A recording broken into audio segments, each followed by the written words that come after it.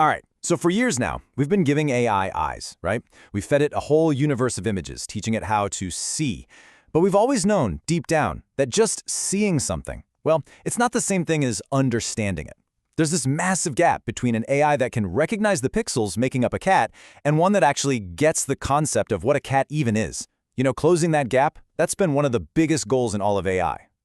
I mean, just really think about this for a second. How do you program a computer to find something cozy or fragile? These aren't just objects with clean, easy edges. No way. They're feelings, they're ideas.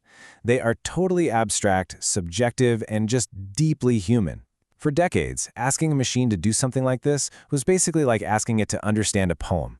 It felt impossible, but that is all starting to change. So this is where the story really gets going. It all comes down to one fundamental leap, the journey from just seeing pixels to actually understanding concepts. And the shift here is, wow, it is absolutely huge. So before this, with models like the original Segment Anything, or SAM, it was like you had this magic laser pointer. Seriously, you could point at any object in the picture and bam, it was perfectly outlined. Super powerful. But the thing is, you had to do the pointing. Now with SAM 3, you don't point. You just talk to it.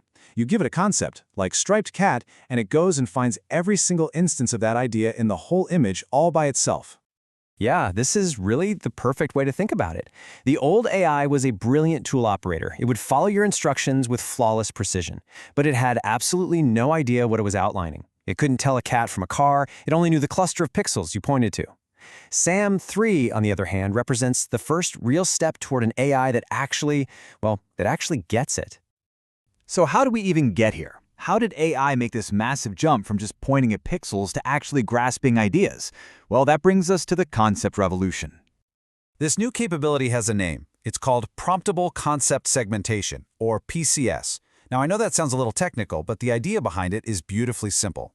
You just give it a prompt. It could be text, like yellow school bus, or even just a picture of one, and the AI finds and outlines every single thing in the scene that matches that concept.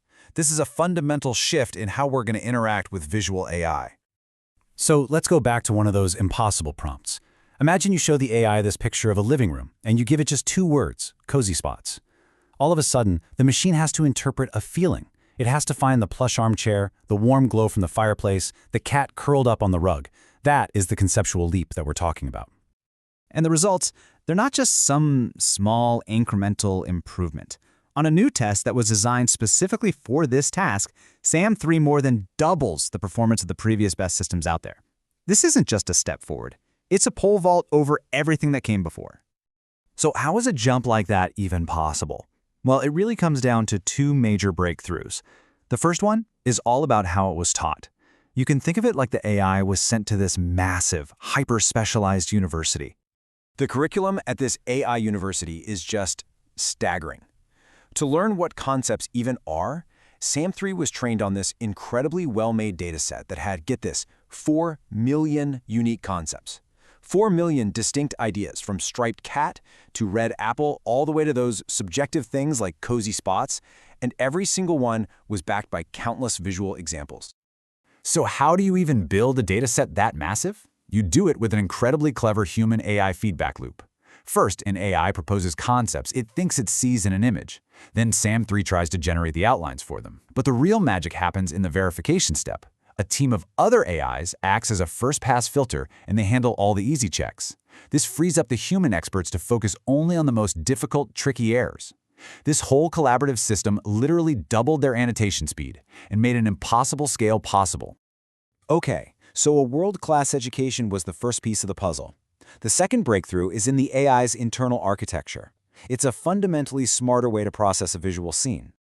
You see, the team faced this core engineering problem, recognizing if a concept exists in an image and locating where all the instances are 2 totally different jobs. Forcing one part of an AI model to do both is like asking a single person to be both the head librarian, who knows every book exists, and the lead detective who has to find a specific clue on page 37. It's just wildly inefficient. So their solution was just brilliant. They decoupled the jobs. First, you have the librarian. It's a module they call the presence head, and it does a quick global scan. It asks one simple question. Is the concept of a striped cat present anywhere in this image? Yes or no? And only if the answer is yes, does it deploy the detectives, the localization modules, to meticulously find and outline every single one. This division of labor is the key to its speed and its dramatic accuracy. A massive data set and a clever design are impressive, sure, but what does this breakthrough actually mean? It means we are about to see the world and enable our machines to see the world through entirely new eyes. The applications are almost limitless. In robotics, you can now tell a machine, pick up all the fragile packages. In augmented reality, you could be on a hike, point your phone, and just ask it to highlight all the edible plants. For scientists, it means effortlessly tracking specific cancer cells across a microscope slide. And for artists, it's a creative superpower. You could instantly isolate every reflection in a scene or every patch of rust on a car for complex visual effects. And this isn't just limited to text prompts. The model also works with image examples. You can show it a picture of your golden retriever, and it won't just find all dogs in another photo. No, it will find all the other golden retrievers that share its specific features. This level of visual specificity is a genuine game changer. So all of this brings us to the future of perception, and what happens when this new sense of understanding gets combined with other powerful AI systems. The researchers behind SAM3 took it one astonishing step further. They asked themselves, what happens if we treat SAM3 as a powerful set of eyes and then we connect it to a powerful brain, like a multimodal large language model, or MLLM? Well, the result is what they call a SAM3 agent. And this is where the future truly snaps into focus. You can now give the agent a complex query like, segment things that can be used for transportation. The MLM brain reasons that this probably means cars, buses, and bikes, and then it tells the SAM3 eyes to go find them. Or you can ask, find what the person is looking at.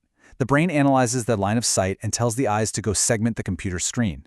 The brain provides the reasoning, the eyes execute the perception. And that just brings everything full circle. This massive leap forward reminds us that the ultimate goal isn't just to build an AI that can see the world, but one that can finally begin to understand it. We began this journey with questions that seemed impossible for a machine. Now, they're not. We have taught an AI to find the fragile and the cozy. So the only question left is, what abstract, beautiful, or profound concept will we ask it to understand next?